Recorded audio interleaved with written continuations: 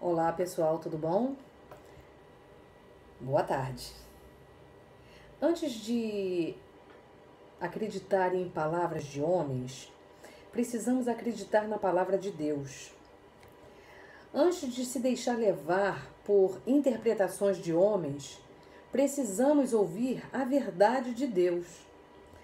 Nem sempre as exegeses bíblicas se harmonizam com os respectivos textos.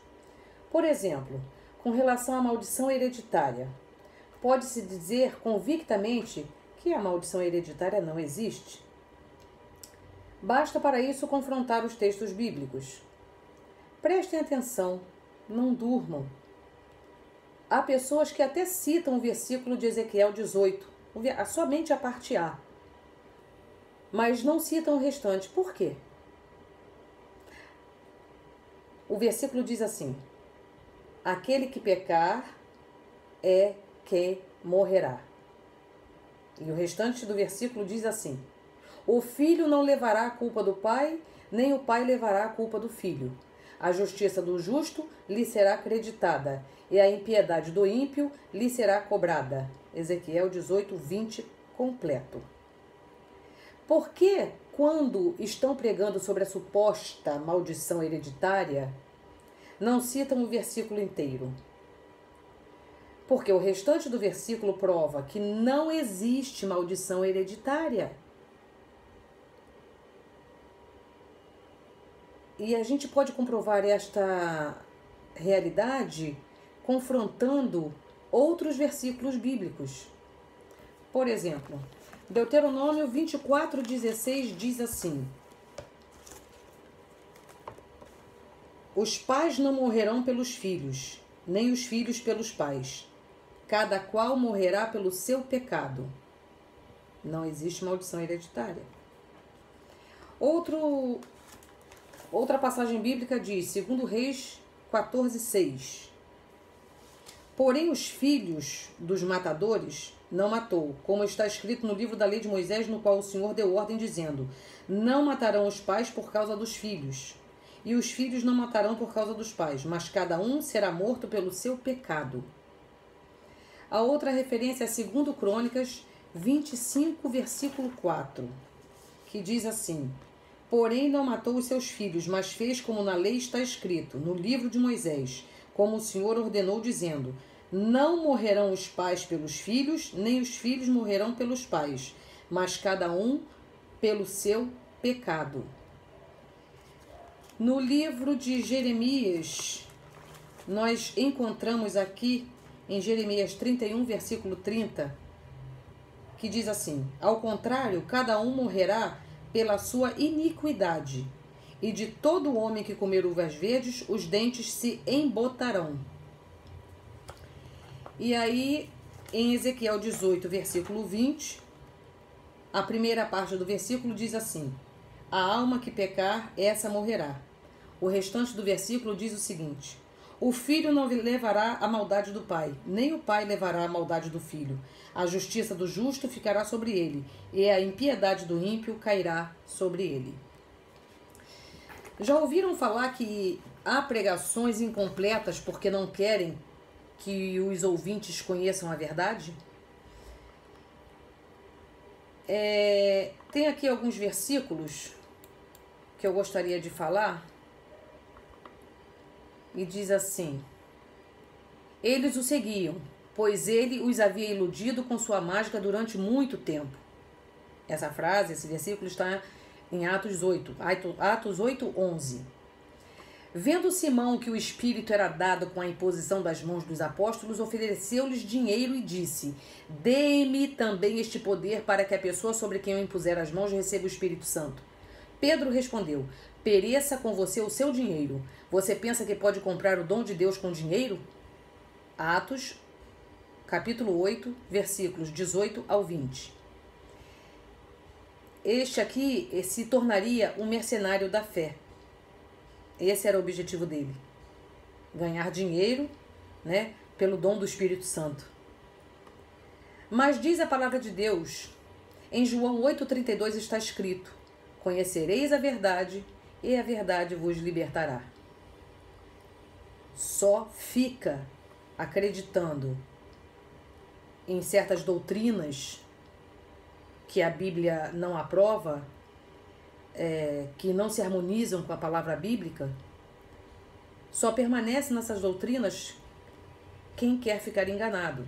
Porque a palavra, por si própria, numa referência cruzada, nós encontramos a comprovação. A Bíblia, ela se explica pela própria Bíblia. Nós, seres humanos, cristãos, que queremos aprender de Deus, nós fazemos exegeses, nós fazemos interpretações. Mas precisamos que essas interpretações sejam harmonizadas, estejam em harmonia com a palavra de Deus. E para estar em harmonia com a palavra de Deus, é preciso que antes de eu interpretar um versículo separadamente, separado de todo o contexto anterior, posterior e de outras referências cruzadas, eu preciso fazer um levantamento de todas essas referências que vão me levar à verdadeira compreensão do significado daquele versículo específico. Então, como foi dito aqui, Deuteronômio 24:16, 2 Reis 14:6, 2 Crônicas 25:4, Jeremias 31:30, Ezequiel 18, versículos 4 e versículo 20, né? Esses versículos bíblicos, eles provam que não existe maldição hereditária. Por mais que se compreenda, que se entenda desta forma, estes versículos são a palavra de Deus. A palavra de Deus é a verdade eterna. Nela não há mentira, não há confusão de espíritos. A palavra de Deus, ela é clara. A melhor maneira da gente compreender a palavra de Deus é fazendo essas referências cruzadas dentro da própria Bíblia.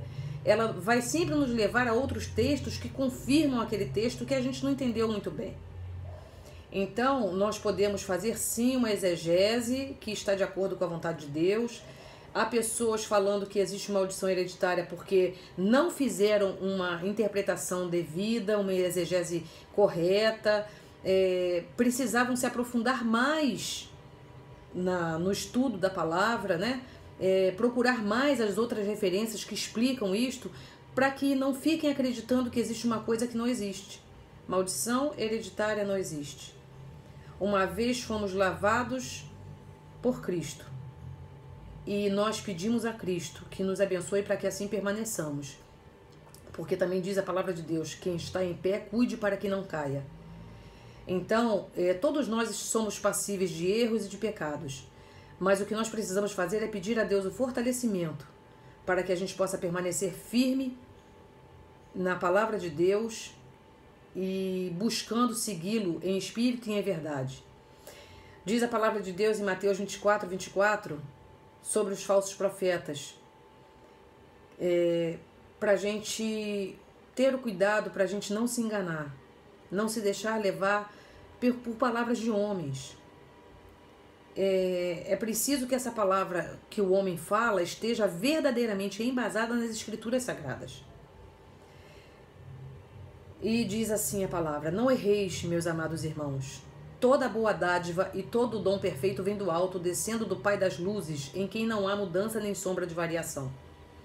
Segundo a sua vontade, ele nos gerou pela palavra da verdade, para que fôssemos como primícias das suas criaturas. Tiago 1, versículos 16 ao 18. Então, que nós possamos permanecer firmes nos caminhos do Senhor, porque estudar a palavra de Deus não é uma tarefa fácil, é uma tarefa árdua. A Bíblia não é um livro fácil de se compreender. Às vezes nós lemos uma única palavra e a partir daquela palavra a gente interpreta várias coisas e muitas vezes essa interpretação está de acordo com a minha conveniência, com o meu bel prazer, com a minha vontade. E a Bíblia não pode ser interpretada desta maneira, não pode ser interpretada de acordo com a minha conveniência. Nunca tendenciosamente, nunca para satisfazer o meu ego. Ela precisa ser estudada e compreendida para ser aplicada em espírito e em verdade, para que nós possamos estar nas mãos de Cristo. Afinal, qual é o verdadeiro objetivo de seguirmos a Cristo. É a nossa salvação eterna. As demais coisas nos serão acrescentadas, diz a palavra de Deus em Mateus 6. Né? Buscai primeiro o reino de Deus e a sua justiça, as demais coisas vos serão acrescentadas. Graças a Deus, podemos trabalhar, podemos ter o nosso ministério, podemos ter a nossa família, desfrutarmos de algumas coisas boas, né, na vida, mas a palavra de Deus é clara. A gente não está aqui no mundo, quando a gente busca a Deus, o objetivo não é necessariamente essa abundância terrena, né? Porque, na verdade, Deus nos dá aquilo que nós precisamos, nem mais nem menos. E nós precisamos, como diz o apóstolo Paulo, aprender a ser feliz com isto, com o que nós temos. O apóstolo Paulo disse isso pra gente aprender a ser feliz com aquilo que a gente tem, né? Ele aprendeu a ser feliz no pouco e no muito. E nós precisamos pedir a Deus que sejamos capazes de aprender isto também, porque isso também é difícil. Mas nós precisamos aprender isto também.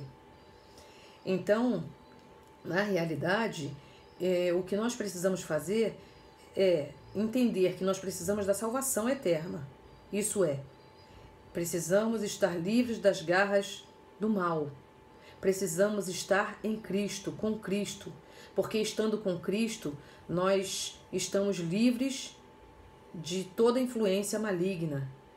Por isso que nós precisamos orar incessantemente, estar pedindo a Deus todos os dias, clamando, lendo a Bíblia, para aprender mais de Deus, para que a nossa alma não se corrompa diante das maravilhas do mundo, porque o mundo tem coisas maravilhosas.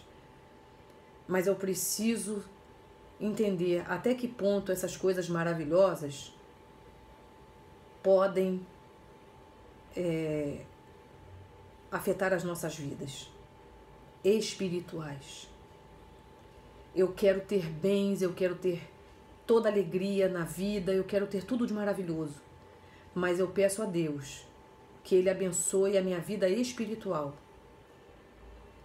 para que eu não seja confundida, para que, sendo abençoada por Deus, eu possa desfrutar das bênçãos que Ele tem para a minha vida conforme a vontade dEle, não conforme a minha vontade.